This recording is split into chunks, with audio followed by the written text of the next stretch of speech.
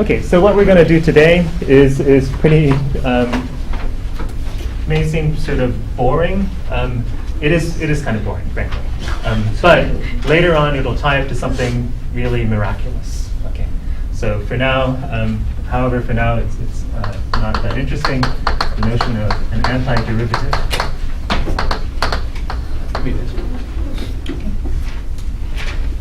Okay, so here's the motivation, or here's the idea, right? Suppose you know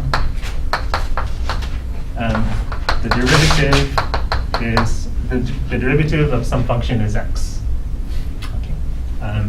What can you say about f itself? So maybe this is not motivation, but sort of like a reminder. So recall.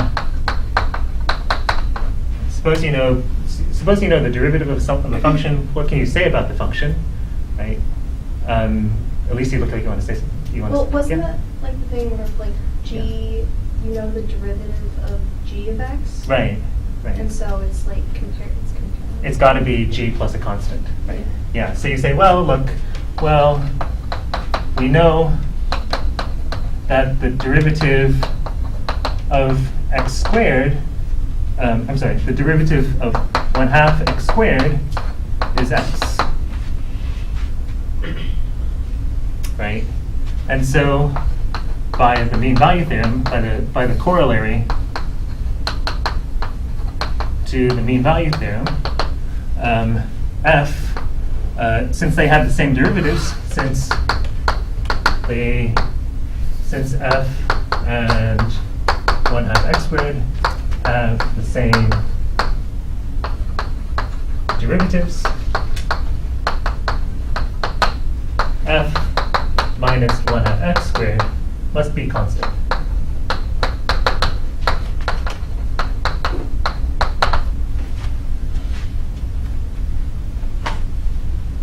Okay. In other words, f of x has to be 1/2 x squared plus some constant. So there's no other function in the universe that it could be, right? It's got to be 1/2 x squared plus some fixed constant, right? You might think maybe somewhere in the future I'm going to come up with some function and it doesn't look like this, and its derivative is x. No, it's impossible. You're never going to find such a function. Okay. Okay. Okay. So this prompts the following definition. If you have f continuous function on an open interval I, and you have capital F, a differentiable function on I. If f prime equals f, we say f is an antiderivative of f on I.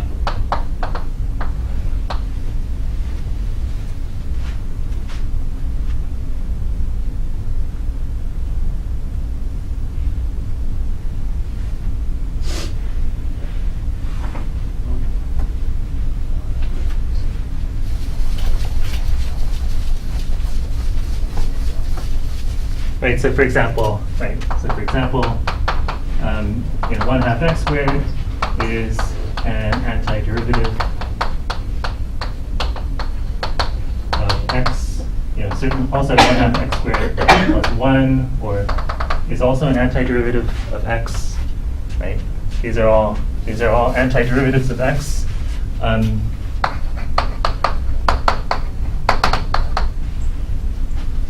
And in fact, they're the only antiderivatives of x. Is a notation. When we write something like this thing basically denotes the collection of all antiderivatives of f.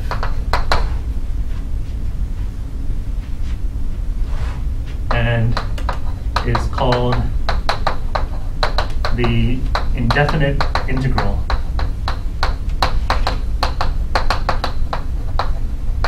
of f. The indefinite integral.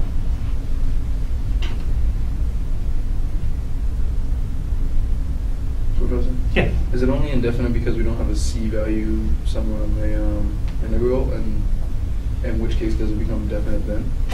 No, no. The indefinite actually refers.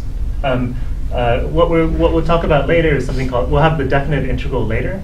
The definite integral is actually an area. Okay. Now this thing is so you'll have like the integral of some function between what over some interval. Okay. And that thing is called a definite integral. Okay. That's something different. It's not because the c is maybe it is because the c is undefined that you call this thing indefinite. But even if you have the c, you don't call it definite.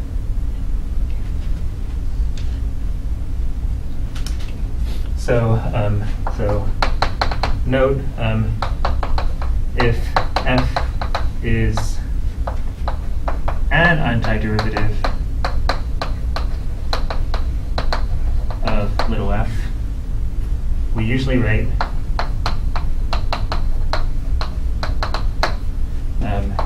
that the indefinite integral is f of x plus c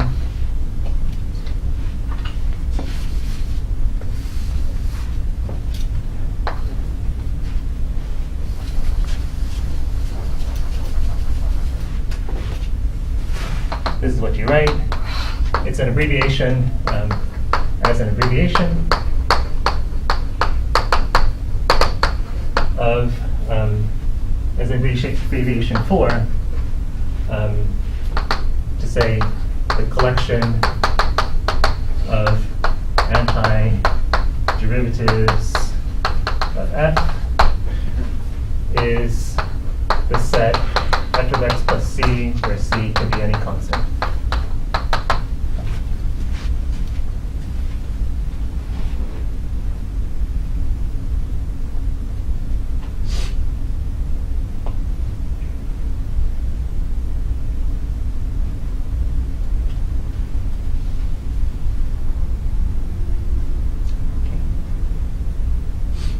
So basically what we're doing is we're explaining a notation.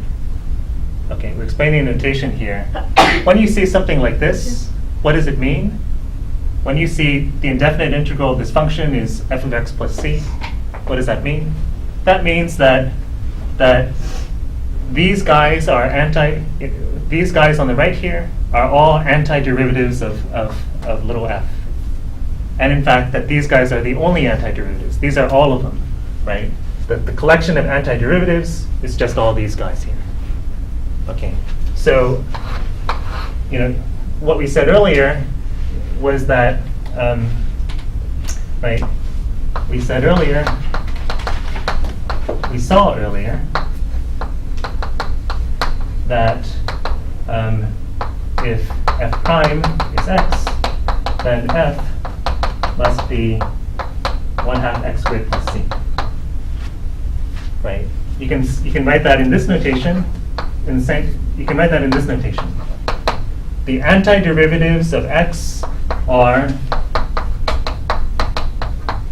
everything of the form 1/2 x squared plus c. Okay, so it's just a different way of writing what we expressed earlier. Okay. The collection of antiderivatives is the set of all these guys. Yeah, Evan. What is the dx in it?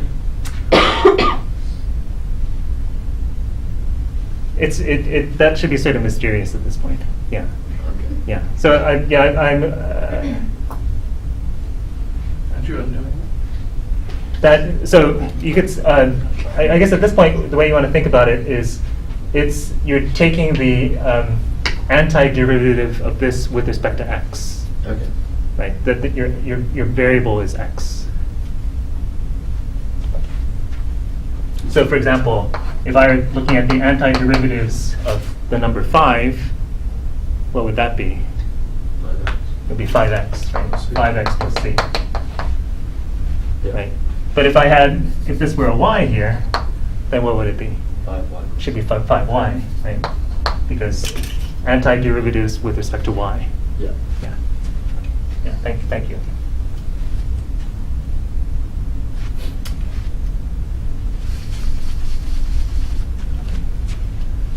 Okay. Right. So I hope people are. There's not much to this right now. It's just saying, if I, that this is notation for the collection of all antiderivatives, right? So you say, okay, who are all my antiderivatives, right?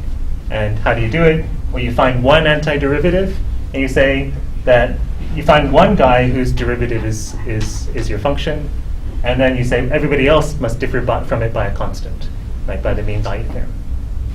Okay, so let's just do some examples. Right? If I say, what is this? Then what's the answer? Somebody who hasn't seen this before, maybe at least. E to the x plus c. E to the x plus c, right? It would be because you know that e to the x is one antiderivative, right? E to the x is one antiderivative, and you know that any other antiderivatives must differ from e to the x by a constant, right? Right? Like you know that the derivative of e to the x is e to the x, right? And you know that anybody else who has that derivative must be this guy plus a constant.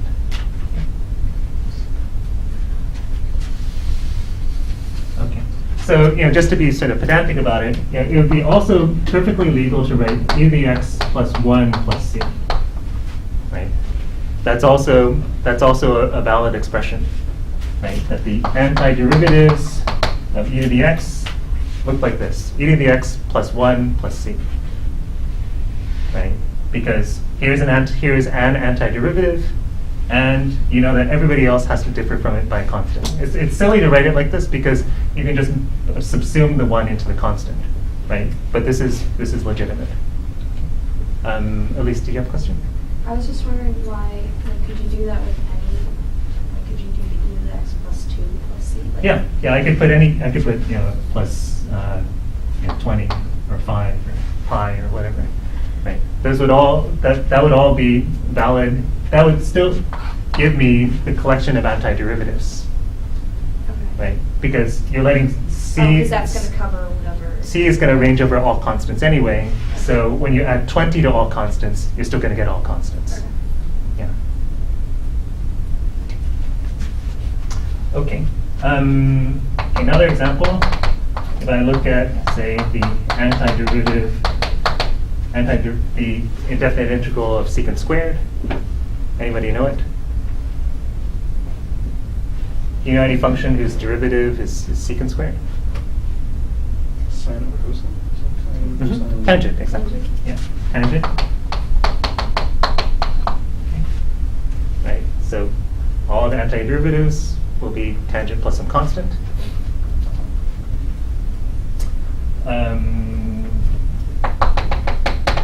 Another example. Suppose I'm looking for the indefinite integral of sine of 8x. Can you find a function whose derivative is sine of 8x? Just by sort of messing around. Take 30 seconds and see if you can do it.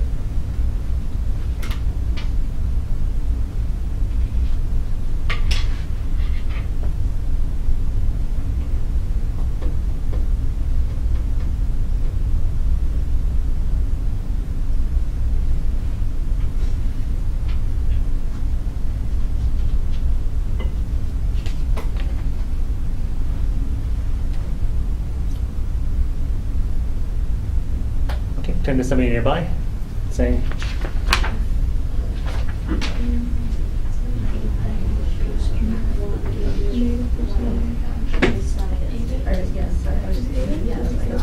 San, if you want, you can talk with Sarah. Sarah's right diagonal to you. Diagonal to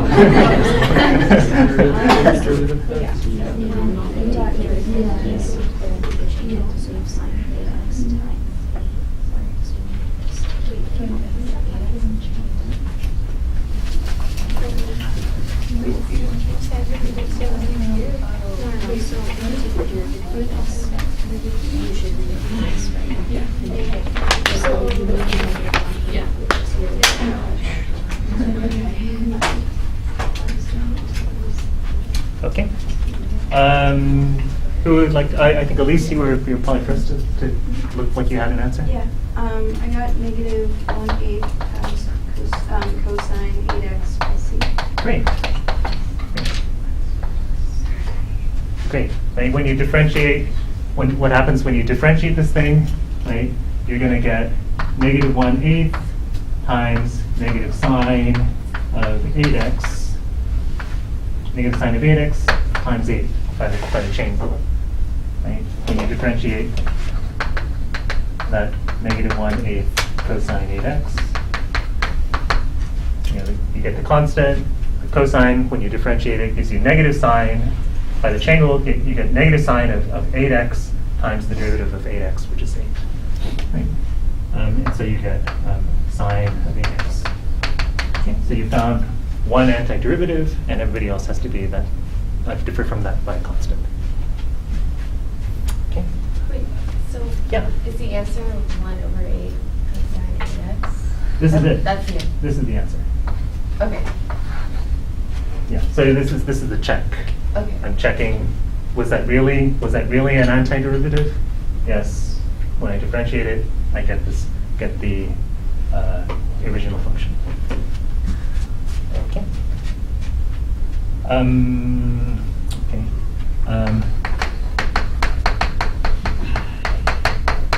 Okay, last example, maybe? Sine squared x cosine x.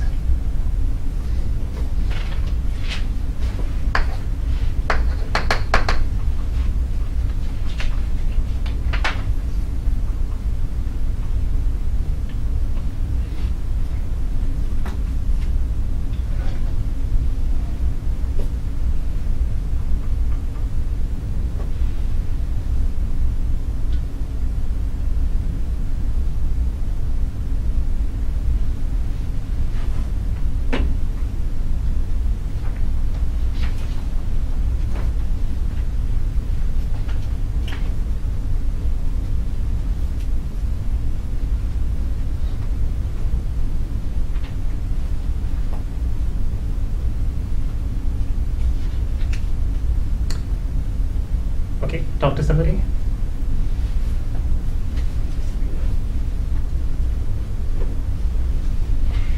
Or maybe just think a little bit longer.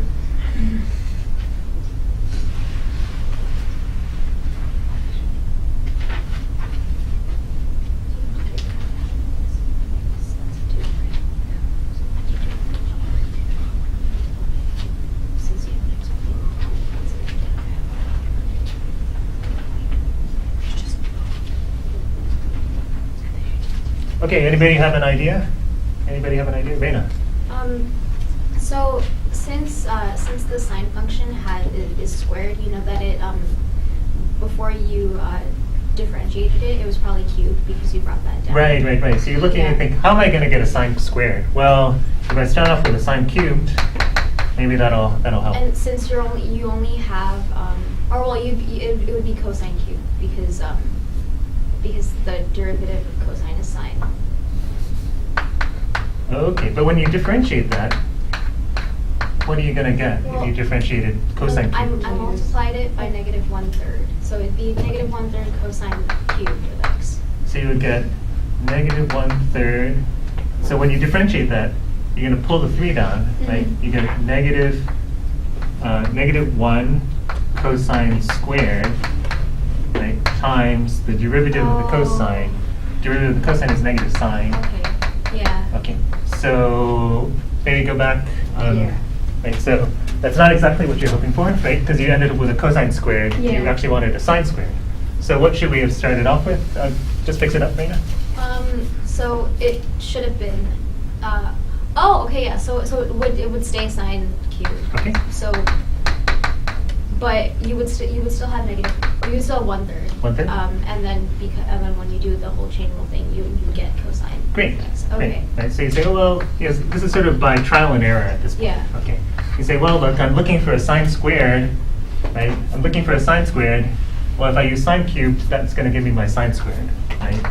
And luckily, when you do this out, right, you get sine squared blah, and then you take the derivative by the chain rule. You take the derivative of sine, you get cosine. Okay.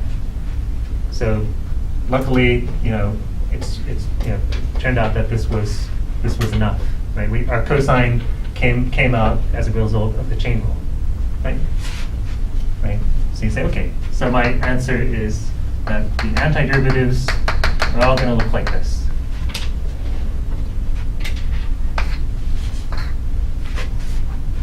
Wait, what happens to the cosine? The cosine actually pops out when you do the chain rule, right?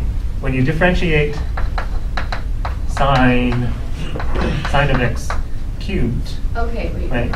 You're going to get 3 sine of x squared times the derivative of the inside guy, which is the sine. Okay. Okay. Okay. So anyway, so this is the notion of antiderivative, right?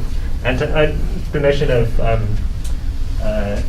antiderivatives and of indefinite integrals, which is the collection of all antiderivatives. So nothing very fancy. It does have a nice application in physics. So in physics,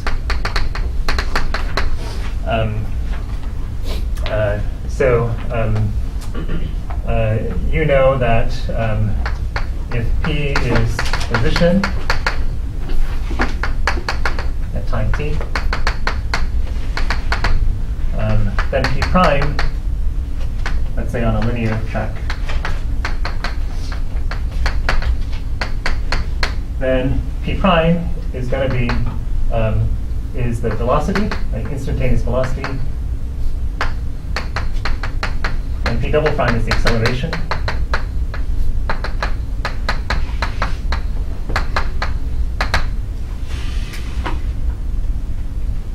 Okay, so you can go backwards, right? Going backwards.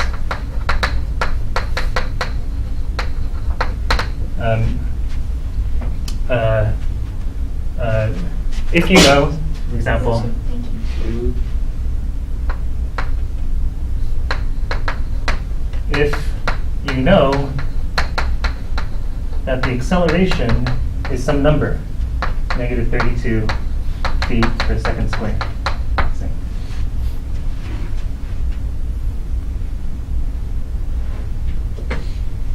Right? That's the second derivative of the position, right? Then you know that the velocity has to look like what? If the second derivative is negative 32, then what's the first derivative?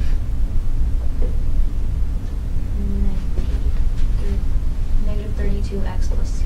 Negative 32t, since we're yeah. differentiating with respect to t. Negative 32t plus c, right?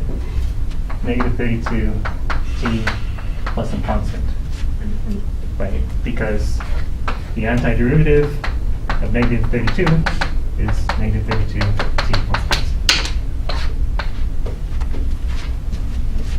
right? And then you know, what about the position? What will the position look like? Well, what's the antiderivative of negative 32t plus constant?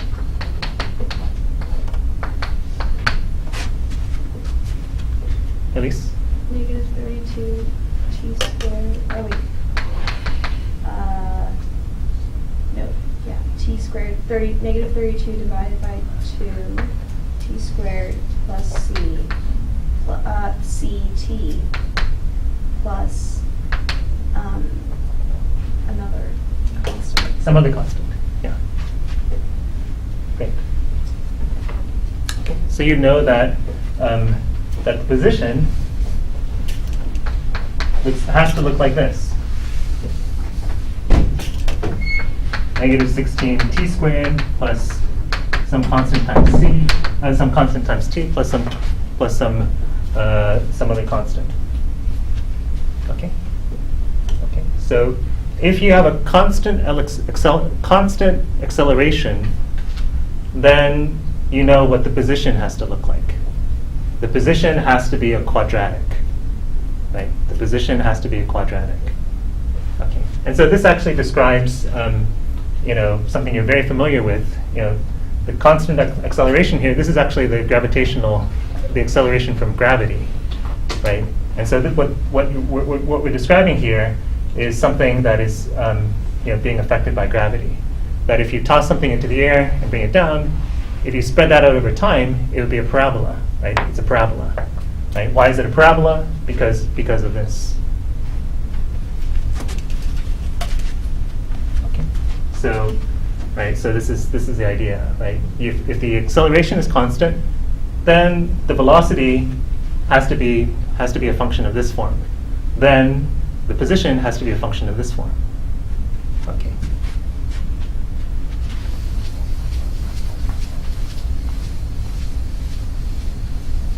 Okay. So in the homework, you'll see problems like this. The ball thrown into the air with initial velocity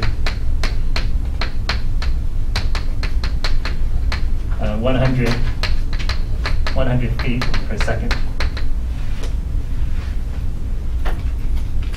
And they ask, how high will the ball go before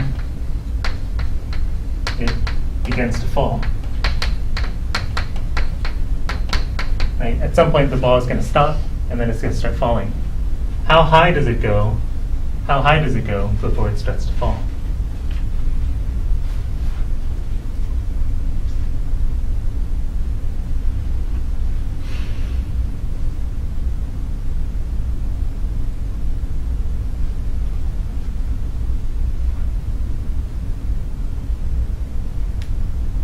Okay, so you'd say, okay, well, maybe I'll let you think about it for 1 minute. Okay, think about it for a minute or two, and then we'll talk.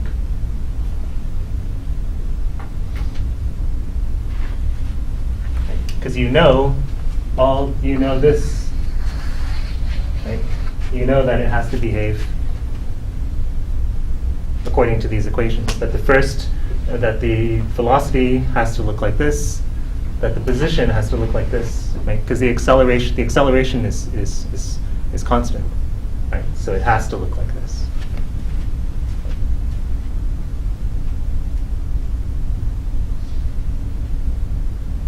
No. Wouldn't the velocity be 0? When the ball starts to fall? Yeah. Yes, absolutely. So you adroitly change the question. When is the velocity 0?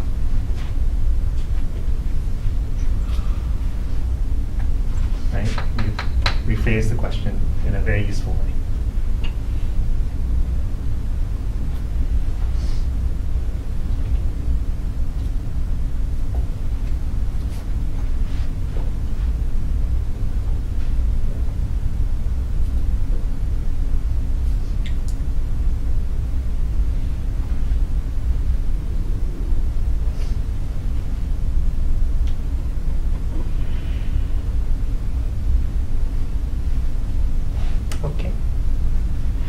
Anybody see how to answer the second question? Okay. So we're wondering when is this thing equal to 0?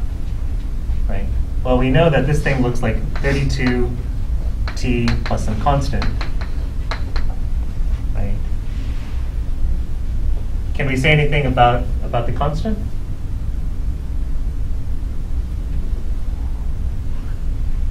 what can we say about the constant? We actually have been given some information, right? That the initial velocity is 100 feet per second, right? So what? What does that say, Evan? At t equals 0, Uh-huh.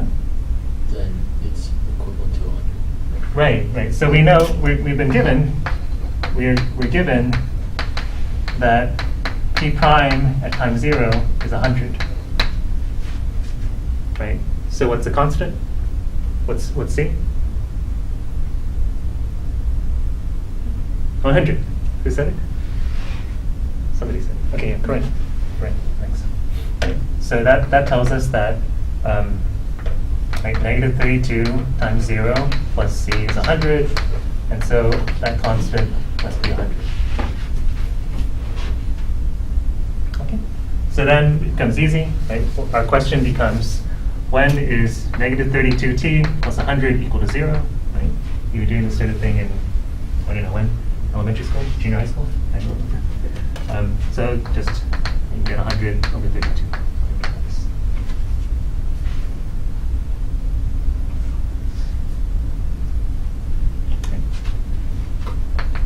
25 over 8 seconds. Okay, so you know that a little bit over 3 seconds later, the ball is going to start coming down. And this is pretty cool because it gives you it tells you exactly how the ball is going to behave.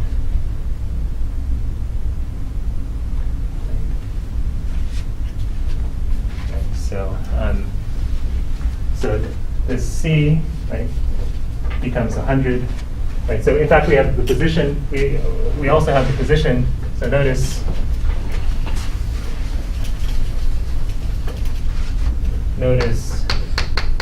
that the position, right, is going to be negative 16t squared plus 100t plus some other constant.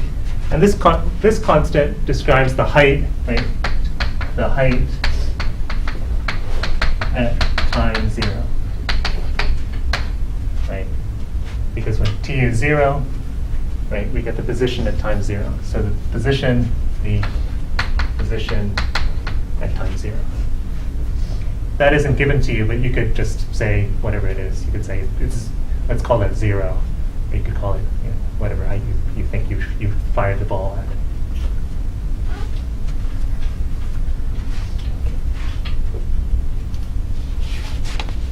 Okay, so this is sort of cool, right? And I mean, in some sense, this is really incredible, right? Because it allows you to describe motion.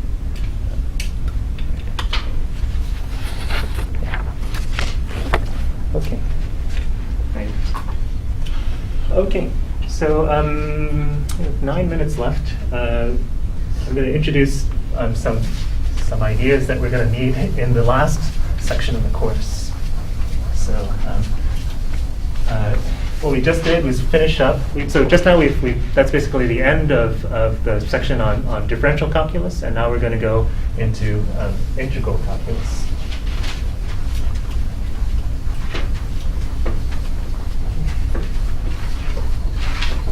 Now, so introduction to integration.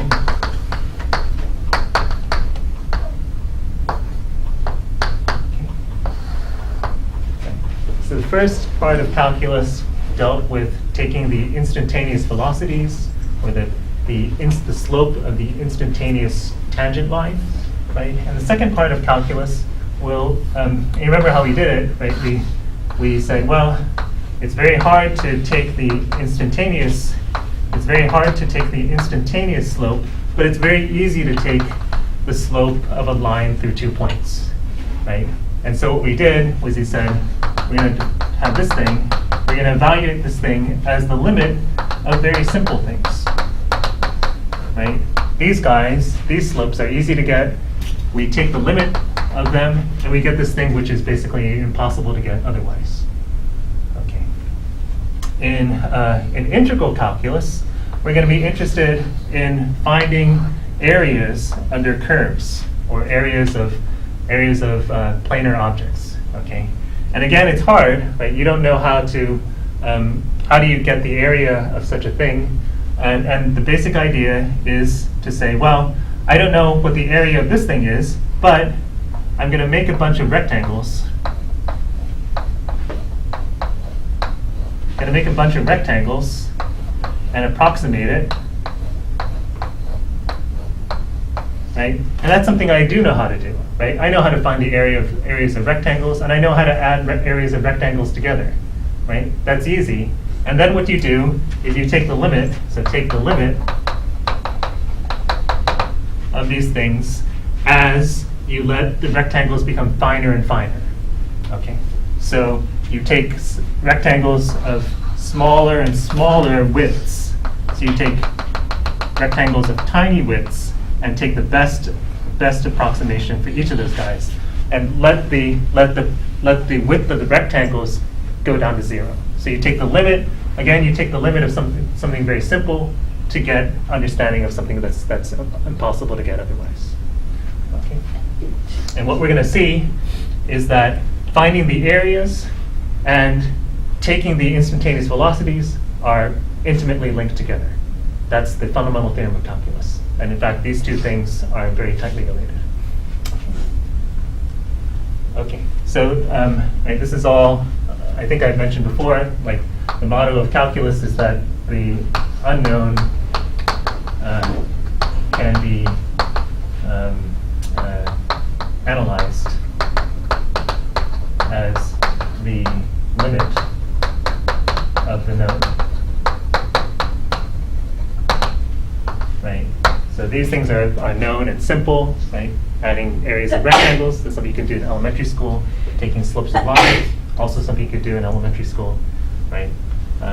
But combined with the notion of limit, you get the instantaneous velocity and also the instantaneous velocity and the area under a curve. Okay. So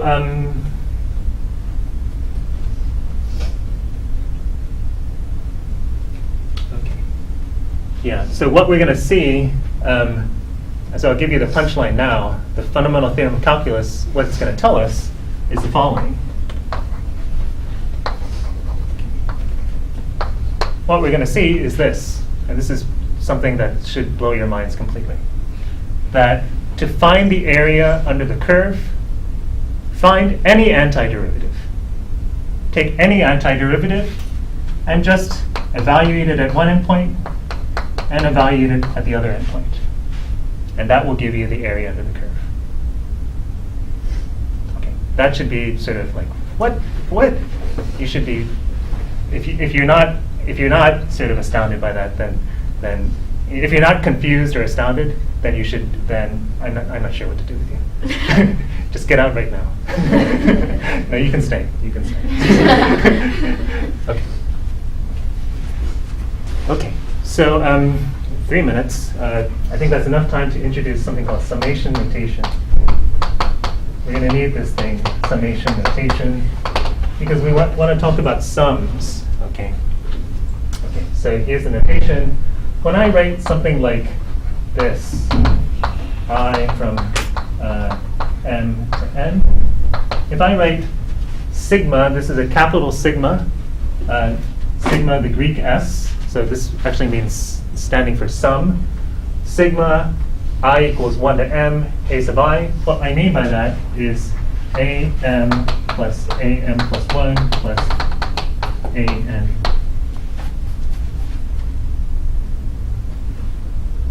Okay.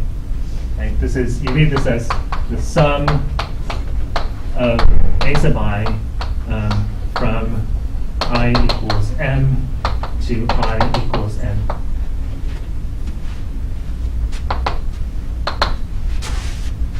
Okay, right. The sum of the a sub I as I goes from m to n.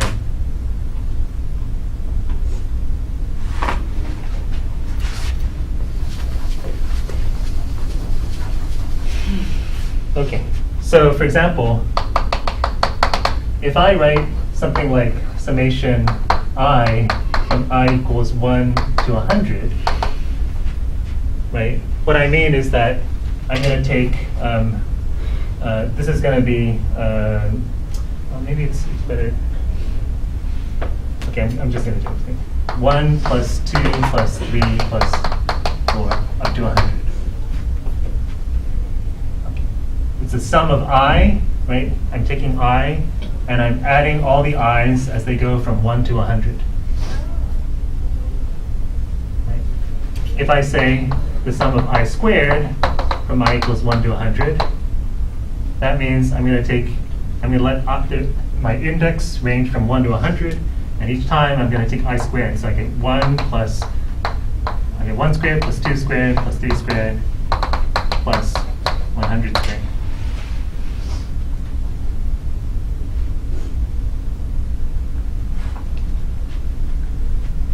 If I have something like 1 over n from 1 to 100 again, see, the I doesn't really matter. You can use any index, right? You can use any number as your index, any letter as your index, right? N from 1 to 100, right? This is going to be 1 over 1 plus 1 over 100.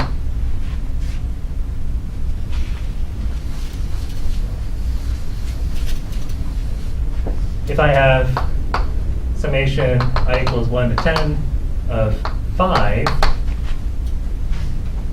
well, that's just taking 5 plus 5 plus 5 10 times. Okay. So the index goes from 1 to 10, and each time I sum the number 5. I add on the number 5. So it's just 50, of course.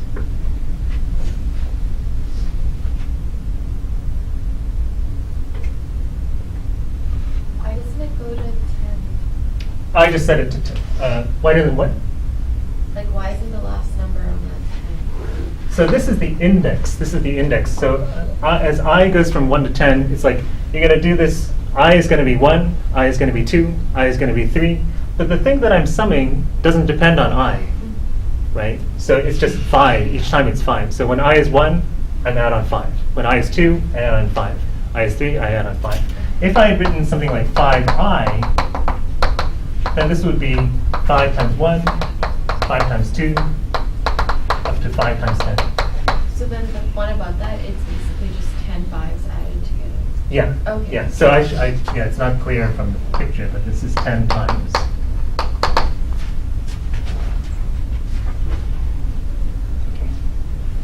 Okay. And then there's a famous story with these things that the great mathematician Gauss, when he was a kid, his class was being rowdy and noisy, and so when he was, I think, I don't know, 5 years old or 6 years old, maybe he was, I forget how old he was, but the teacher said, okay, everybody, on your start working, I want you to add up all the numbers from 1 to 100.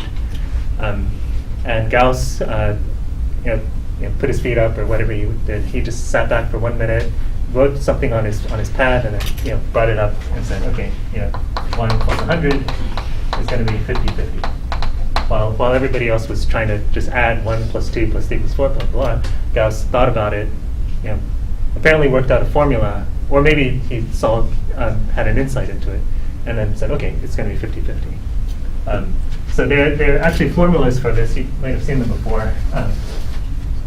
If you look at the sum of numbers from 1 to n, it's n plus 1 over 2.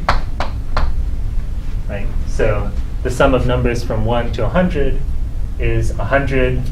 Right? So sum of numbers from 1 to 100 is 100 times 101 over 2, which you see is 50 times 101. That's to say 50-50. Right, as Gauss worked out in a minute when he was a child. Right, so there's this formula about the sum of the numbers. There's another formula about the sum of squares, that this is n plus 1, 2n plus 1 over 6. That the sum of squares also has an expression for it. We're actually going to use these sort of odd-looking formulas in the next class. Okay. Okay, that's it for now. Have a good break.